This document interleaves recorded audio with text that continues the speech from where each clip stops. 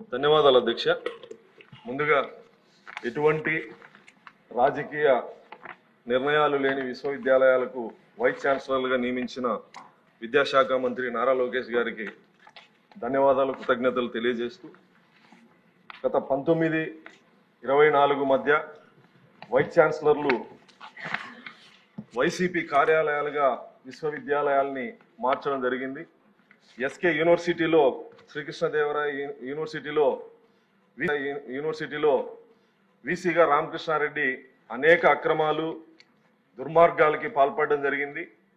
ఎవరైనా ప్రశ్నిస్తే మా పులివెందల శాసనసభ్యుడు, అంటే ఆయన రామకృష్ణారెడ్డి గారిది పులివెందల అధ్యక్ష, మా ఎమ్మెల్యే ముఖ్యమంత్రి నన్ను ఎవరేం చేస్తారని చెప్పి ప్రశ్నించిన వాళ్ళని బెదిరించడం జరిగింది. కోట్ల రూపాయల అవినీతి అక్రమాలకు పాల్పడడం జరిగింది. దాదాపు 100 కంప్యూటర్లు చోరీకి గురైతే కూడా కంప్లైంట్ చేసిన వీసీగా ఎటువంటి చర్యలు తీసుకోకపోవడం, ప్రభుత్వ వాహనాలని, రిజిస్టర్ రెక్టార్ వాహనాలని, వీసీ వాహనాలని విహారయాత్రలకి వాడుకోవడం, విద్యార్థి సంఘాల నాయకులు ప్రశ్నిస్తే కూడా సమాధానం చెప్పలేనటువంటి దురహంకారంతో వ్యవహరించడం జరిగింది అధ్యక్ష.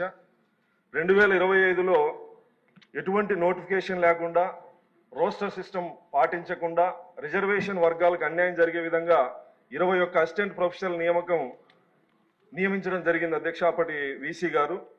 2008లో కుసుమకుమార్ అని వీసీ కరుణాకర్ రెడ్డి గారి బంధువు, ఆమె వచ్చి వాటిని రాటిఫై చేయడం జరిగింది. అప్పటి ప్రభుత్వం ఇది నిబంధనలకు విరుద్ధంగా జరిగిందని చెప్పేసి వీసీగా ఆమెని సస్పెండ్ చేయడం జరిగింది అధ్యక్ష.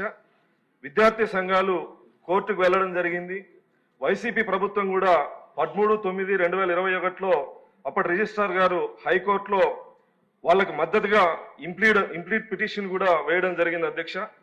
అయితే ప్రభుత్వం ఒకవైపు హైకోర్టులో ఇంప్లీడ్ అవుతూ ఉన్నత విద్యామండలి చైర్మన్ హేమచంద్రారెడ్డి గారి ఒత్తిడికి తలొగ్గి 23/8/2022న ఇంప్లీడ్ పిటిషన్ కి విరుద్ధంగా 21 అసిస్టెంట్ ప్రొఫెసర్లని అసోసియేట్ ప్రొఫెసర్లుగా నియమించడం జరిగింది. ఈ ప్రక్రియ ద్వారా రిజర్వేషన్లు పాటించకపోవడం వల్ల ఎస్సీ, ఎస్టీ, బీసీలకి అన్యాయం జరిగింది అధ్యక్ష. వీటిలో ఈ వర్గాలకి న్యాయం జరిగే అవకాశం ఏదైనా ఉందా అని చెప్పి ఈ సందర్భంగా గౌరవ మంత్రి గారిని ప్రశ్నిస్తానని అధ్యక్ష.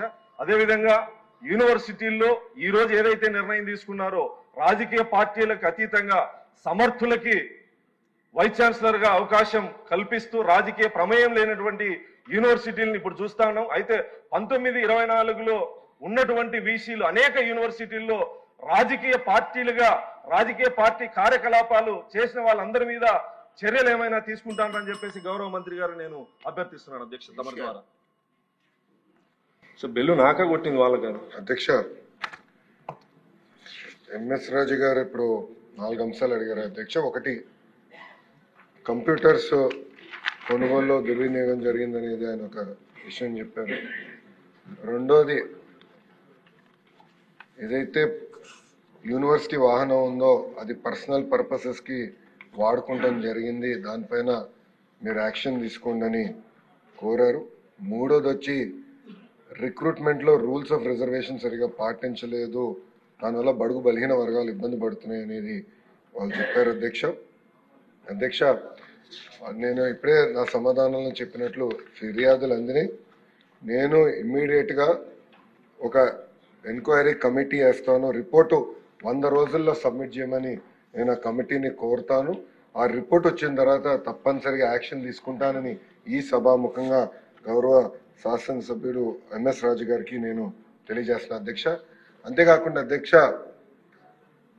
ఒక పక్కనేమో పారదర్శకంగా విశ్వవిద్యాలయాలు నడిపించాల లక్ష్యంతో కూటమి ప్రభుత్వం, ప్రజాప్రభుత్వం ఉంది అధ్యక్ష. నిన్న ఏయులో ఒక విద్యార్థి ఫిట్స్ వచ్చి చనిపోయాడు అధ్యక్ష. మనం కాపాడుకోలేకపోయాం. అంబులెన్స్ హాస్పిటల్ తీసుకెళ్ళినా ఆ పిల్లడు మనం కాపాడలేకపోయాం. కానీ దాని వెనకాల ఏదో ఉందని కావాలని కొన్ని స్టూడెంట్ యూనియన్స్ అక్కడ పాఠాలు జరగకుండా ఇబ్బంది పెడతాం. చాలా చాలా బాధాకరం అధ్యక్ష. ప్రభుత్వం వినేదానికి సిద్ధంగా ఉంది. తప్పు జరిగితే సరిదిద్దుకునేదానికి కూడా మేము సిద్ధంగా ఉన్నాం. కానీ ఎక్కడైతే ఎలాంటి తప్పు జరగలేదో అక్కడ రాజకీయాలు చేస్తాం కరెక్ట్ కాదని నేను బలంగా నమ్ముతున్నా అధ్యక్ష. అందుకే ఇప్పుడు విద్యార్థి సంఘాలు కానివ్వండి, వాళ్ళ నాయకులను కూడా కోరేది మొత్తం ఉన్నత విద్య కానివ్వండి, మనం అందరం కలిసికట్టుగా బలోపేతం చేయాలి, మెరుగుపరచుకోవాల్సిన అవసరం మనందరి పైన ఉంది. మీరు కూడా దీంట్లో భాగస్వామ్యులే. కరికులం గురించి మాట్లాడదాం, ఇంప్రూవ్మెంట్స్ గురించి మాట్లాడదాం, కలిసికట్టుగా ముందరికి వెళ్దాం. పారదర్శకంగా అద్భుతమైన వైస్ ఛాన్సలర్స్ నియమిస్తున్నాం, ఎలాంటి పొలిటికల్ ఇంటర్ఫియరెన్స్ లేకుండా నియమిస్తున్నాం. ఎందుకు చేస్తున్నాం అంటే Andhra university among the top 100 యూనివర్సిటీగా తీర్చిదిద్దాలనే టార్గెట్ గౌరవ ముఖ్యమంత్రి నారా చంద్రబాబు నాయుడు గారు నాకు ఇచ్చారు అధ్యక్ష. ఇక్కడ ఏమవుతుందంటే కొంతమంది వాళ్ళ స్వార్థం కోసం కావాలని విశ్వవిద్యాలయాల్లో ఇలాంటి కార్యక్రమాలు చేస్తాం, చాలా చాలా బాధాకరం. ఈ హౌస్ నుంచి కూడా వాళ్ళని కోరుతున్నాను, రండి కూర్చోండి, మన సమస్యలు మనమే పరిష్కరించుకోవాలి తప్ప పెద్ద పోరాటాలు చేయాల్సిన అవసరం లేదు. గత ప్రభుత్వంలో కాదు, ఎక్కడ మేము ఆంక్షలు పెట్టట్లేదు, పోలీసులను పెట్టట్లేదు. అలా అని కావాలని మన వైస్ ఛాన్సలర్ గారిని ఇబ్బంది పెడతాం కానివ్వండి, వాళ్ళ విధులకి ఇబ్బంది కలిగిస్తాం, కరెక్ట్ కాదని వాళ్ళందరినీ నేను తెలియజేస్తూ, రాజు గారు చెప్పినట్లు తప్పనిసరిగా ఒక యాక్షన్ ప్లాన్ తయారు చేస్తాం దానిపైన కూడా. ఎందుకంటే పెద్ద వ్యవస్థ ఉన్నప్పుడు పొరపాట్లు జరుగుతాయి, 10 నిర్ణయాల్లో 3 పొరపాట్లు జరుగుతాయి.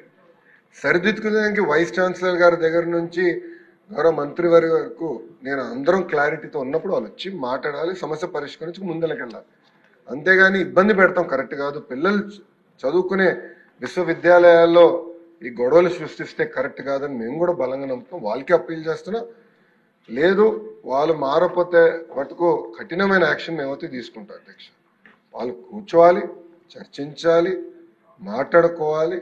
అంతేగాని ఆటంకాలకి ఇబ్బందులు కలిగిస్తాం మటుకు కరెక్ట్ కాదని వాళ్ళు కూడా నేను తెలియజేసుకుంటూ, తప్పనిసరిగా ఎంక్వైరీ కమిటీ మేము ఫామ్ చేస్తాం. రిపోర్ట్ 100 రోజుల్లో వచ్చే విధంగా మేము కృషి చేసి రిపోర్ట్ వచ్చిన తర్వాత యాక్షన్ తీసుకుంటామని గౌరవ సభ్యులకు నేను తెలియజేస్తాను.